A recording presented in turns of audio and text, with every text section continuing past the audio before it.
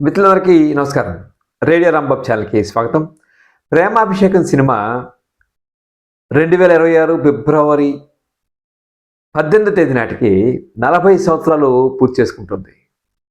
'ప్రేమాభిషేకం' నిజంగా చెప్పాలంటే అక్కినేని నాగేశ్వరరావు గారికి చివరి హిట్ చిత్రంగా చెప్పుకోవచ్చు. బహుశా ఆయన సినీ కెరీర్‌లో చివరి రోజుల్లో ఇంత పెద్ద హిట్ మరొకటి రాలేదు. ఈ సినిమా రికార్డ్ మనం చూస్తే 2 చోట్ల 75 వారాలు ఆడింది. అలాగే 30 కేంద్రాల్లో షిఫ్టింగ్ అయ్యుండొచ్చు. 100 రోజులు, 29 కేంద్రాల్లో రజతోత్సవం, 12 కేంద్రాల్లో 200, 10 కేంద్రాల్లో 250 రోజులు, 8 కేంద్రాల్లో 300 రోజులు, ఈ రకంగా అద్భుతమైన రికార్డు నెలకొల్పింది. గుంటూరు విజయ టాకీస్లో 380 రోజులు ఆడినటువంటి చిత్రం. ఈ సినిమా ఎందుకు అంత క్రేజ్ వచ్చింది నాకు ఇప్పటికీ ఆశ్చర్యంగా ఉంటుంది. దాసరి నారాయణరావు గారికి దేవదాసు, పార్వతి, చంద్రముఖి ఈ 3 పాత్రల మీద ఒక అబ్సెషన్ ఉందేమో అనిపిస్తుంది. ఆయన దేవదాసు మళ్ళీ పుట్టాడు అనేటువంటి సినిమా తీశారు కదా, చంద్రముఖి ప్రేమ గొప్పదన్న ఉద్దేశంతో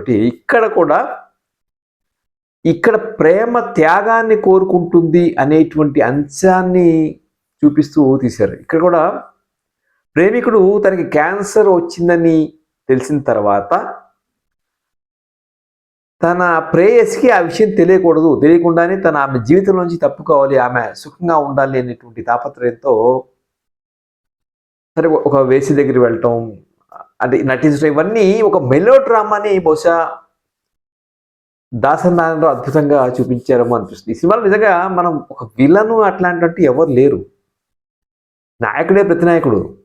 ఎందుకంటే మొదట భాగంలో ఉన్నటువంటి హీరో రెండో భాగం వచ్చేటప్పటికి హీరోయిన్ తనంటే అసహించుకునేలా బిహేవ్ చేస్తాడు.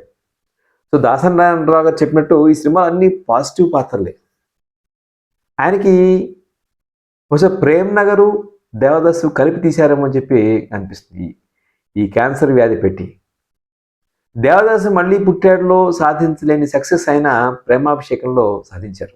నిజానికి ఈ సినిమాకి సంబంధించిన ఐడియా ఆయనకి శ్రీవారి ముచ్చట్లు సినిమా షూటింగ్ కాశ్మీర్లో జరుగుతుంటే అప్పుడు అక్కినేని నాగేశ్వరరావు గారి రూమ్ 30A ఒక అర్ధరాత్రి వేళ ఒక థాట్ వచ్చింది, చెప్తాను వింటారంటే ఈ స్టోరీ లైన్ చెప్పగానే అద్భుతంగా ఉంది, చేద్దాం అన్నట్ట. అక్కినేనికి నిజంగా ఆయన కెరీర్ ఆపేయాలి అనుకున్నారు, కానీ అన్నపూర్ణ స్టూడియో నిర్మించడం వల్ల ఆయనకి ఆ స్టూడియో కోసం సినిమాలు తీయాల్సిన అవసరం ఏర్పడింది. అప్పటికి కళ్యాణ్ తీశారు, పిల్ల జమీందార్ తీశారు, బుచ్చిబాబు తీశారు, ఇవన్నీ కూడా యావరేజ్గా ఆడినటువంటి సినిమాలు, పెద్ద హిట్స్ కాదు. అలాంటి సమయంలో ప్రేమాభిషేకం ఒక ప్రభంజనం సృష్టించింది. ఇందులో బహుశా అక్కినేని చివరికి ఒక ప్రేమికుడిగా మరణించడం అనేది బహుశా ఆడియన్స్ని బాగా కదిలించింది. ఈ సినిమా వచ్చినప్పుడు 1981లో నేను డిగ్రీ ఫైనల్ ఇయర్ న్యూసెన్స్ కాలేజీలో చదువుతున్నాను. ఈ సినిమా అప్పుడు నేను చూడలేదు నిజంగా.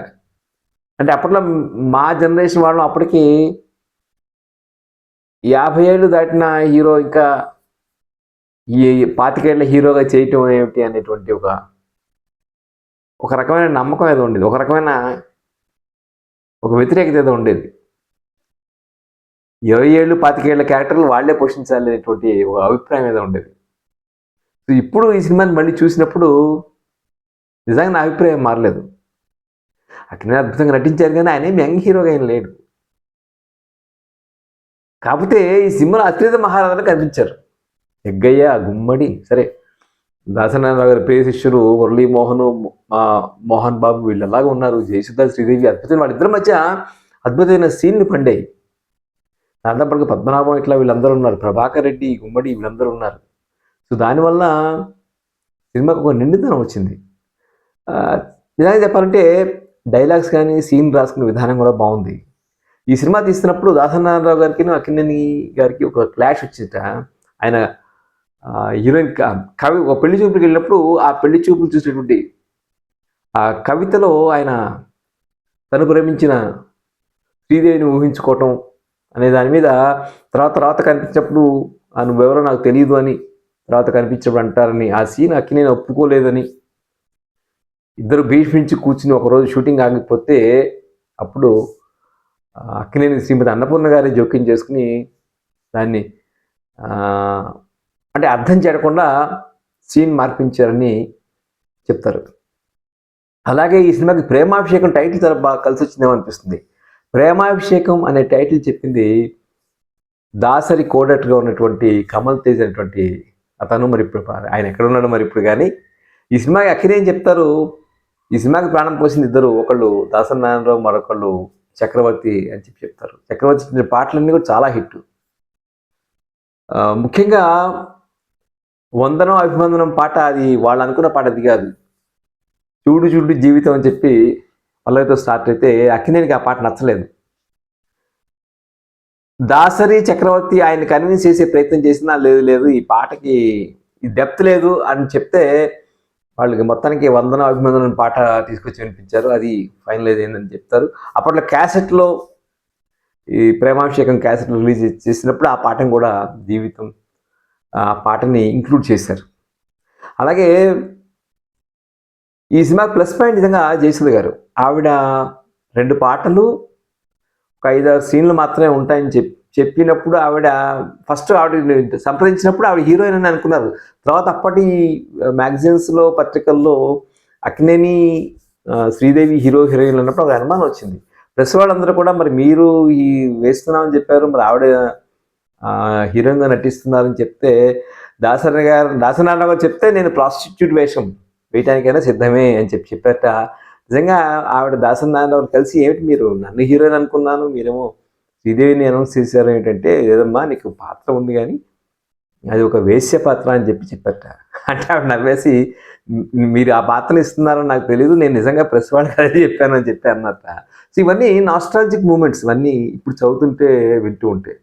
చక్రవర్తి దాదాపుగా అప్పుడు చాలా విచిత్రం ఏంటంటే, పక్కన చక్రవర్తిగా చాలా బిజీగా ఉంటాడు, ఇంకో పక్కన దాసనారాయణరావు గారు ఆయన చాలా బిజీగా ఉండేవారు.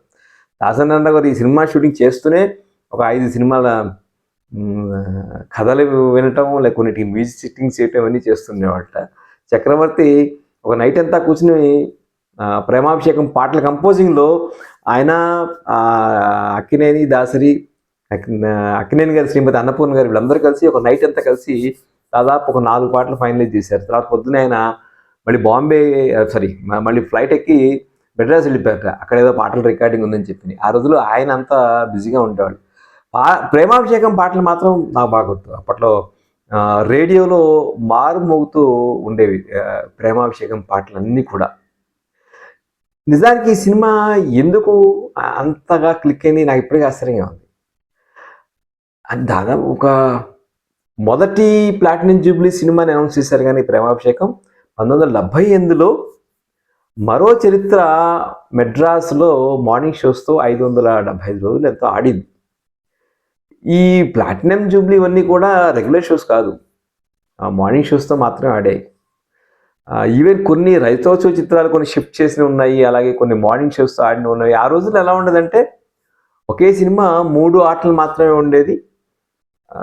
తర్వాత ఆ సినిమా ఒక్కోసారి మార్నింగ్ షోగా నడుస్తూ ఉండేది.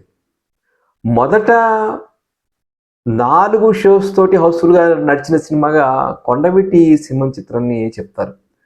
అలాగే కొండవీటి సింహం 100 కేంద్రాలు, ఇది దాదాపు ఒక 30 కేంద్రాల 100 రోజులు ఆడితే అది 34 కేంద్రాల 100 రోజులు ఆడింది. సో ఆ సినిమా గురించి ఒక్కసారి చెప్పుకుందాం. కానీ ప్రేమాభిషేకం కథ మొత్తానికి దాసరి నారాయణరావు ఆయన చాలా కాన్ఫిడెంట్గా ఈ సినిమా, నిజానికి అక్కినేని కన్నా కూడా దాసరికే ఈ సినిమా మీద చాలా కాన్ఫిడెన్స్ ఉందిట. ఇది బ్రహ్మాండమైన సినిమా, బ్రహ్మాండంగా హిట్ అవుతుందని చెప్పాను. మీరు ఇది అక్కినేని ఆఖరి హిట్ అని మీరు ఎలా చెప్తారని నన్ను అడగచ్చు, కానీ ఆ తర్వాత ఆయన చాలా సినిమాలు చేస్తారు. అక్కినేని ప్రేమాభిషేకం తర్వాత నాకు తెలిసి ఆయనకి అంత పేరు తీసుకొచ్చినటువంటి సినిమా సీతారామయ్య గారి మనవరాలు. చాలా సినిమాలు, అమరజీవి, ఇట్లాంటి చాలా సినిమాలు చేశారు, కానీ ఐ డోంట్ థింక్ అవన్నీ ఏవి కూడా సినిమా హిట్ పరంగా వసూళ్ళ పరంగా కూడా తీసేస్తే అసలు ఆ దగ్గరలో కూడా లేవు. బట్ ప్రేమాభిషేకం ఒక్కటి విచిత్రంగా ప్రేమాభిషేకం 1985లో మళ్ళీ రిలీజ్ చేస్తే అంతగా హిట్ కాలేదు, కానీ మళ్ళీ 1995లో రిలీజ్ చేస్తే సైలెంట్గా 50 రోజులు ఆడినటువంటి సినిమా. సో ప్రేమాభిషేకం అప్పుడు వసూళ్ళు 4.5 కోట్లు అని చెప్తారు మొత్తానికి. సో బహుశా అప్పటికి అదే హైయెస్ట్. సో అప్పటికి అటు ఎన్టీఆర్ ఇటు అక్కినేని. ఎన్టీఆర్ వేటగాడు 79లో వచ్చిన తర్వాత సర్దార్ పాపర్ 80లో వచ్చింది, 81లో కొండవీటి సింహం, ఈ 3 బ్రహ్మాండ హిట్లు అయినటువంటి సినిమాల్లో అప్పుడు అక్కినేని ప్రేమాభిషేకం ఒక్కటి తట్టుకొని నిలబడి మొదటి ప్లాటినం జూబ్లీ కరెక్ట్ కాదు కానీ బట్ మేబీ 2 కేంద్రాల్లో ప్లాటినం జూబ్లీ ఆడినటువంటి సినిమాగా నిలిచిపోతుంది. మంచి డైలాగ్స్, మంచి పాత్రలు. నిజంగా ఆల్మోస్ట్ ప్రభాకర్ రెడ్డి గారు, అలాగే గుమ్మడి గారు, పద్మనాభం గారు, వీళ్ళందరూ చివరి రోజుల్లో ఉన్నటువంటి సమయం అది. బహుశా నిర్మలమ్మ ఉందండి ఈ సినిమాలో, ఆవిడ ఉంది. సో అద్భుతంగా చేసినటువంటి పెర్ఫార్మెన్సెస్ అన్నీ కూడా. ఇంకా నిర్మల్ గారు I think last cinema, best cinema నాకు తెలిసి క్యాంగ్లేటర్ 81 అంటే ఆవిడ ఇంకా కొన్నాళ్ళు సినిమాలు వేశారు. కానీ అక్కినేని కెరీర్లో ఆయన తర్వాత చాలా సినిమాలు నటించారు, కానీ ఆల్మోస్ట్ 75 నుంచి ఒక 81 మధ్య ఆయన అంత సినిమాలు హిట్ లేని కాలంలో ప్రేమాభిషేకం ఒక అద్భుతమైనటువంటి విజయాన్ని ఆయనకి ఇచ్చింది. బహుశా ఆయన మళ్ళీ మనం చూసినట్టయితే ఆగదు ఏ నిమిషం నీ కోసము అని చెప్పి పాటలో ఆయన నటన కానీ, అలాగే వందనం అభినందనం, ఇట్లాంటి పాటలన్నింటిలోనూ నటనా పరంగా ఆయనకి మనం వంక పెట్టలేం కదా. ఆయన 25 వాడ హీరోని అనుకోవాలంటే కష్టంగా అనిపిస్తుంది, కానీ ముఖ్యంగా శ్రీదేవి జయసుధ మధ్య వచ్చేటువంటి ఒక మాటల వార్ అయితే ఉందో అది అద్భుతంగా తెర మీద దాసన్న నగర్ డ్రామాని అద్భుతంగా పాటించారు ఈ సినిమాలో. ఇది ప్రేమాభిషేకం అక్కినేని ఆఖరి హిట్ ఎందుకైందో చెప్పే ప్రయత్నం చేశాను. ఈ వీడియో మీకు నచ్చితే లైక్ చేయండి, షేర్ చేయండి, రేడియో రంబాబ్ ఛానల్కి సబ్స్క్రైబ్ చేయండి. నమస్కారం.